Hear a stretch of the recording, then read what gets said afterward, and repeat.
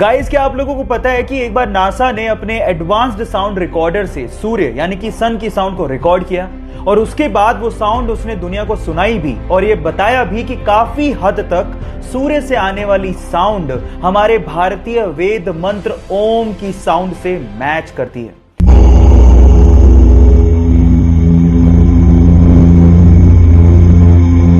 हम वैसे भी हमारे भारतीय पद्धति में सूर्य को देवता मानते हैं और अब तो साउंड भी ओम से मैच करती है। So proud to be Indian. So guys, क्या आप इससे पहले तक की बात जानते थे और नहीं जानते थे तो चैट सेक्शन में लिखना मत भूलिएगा।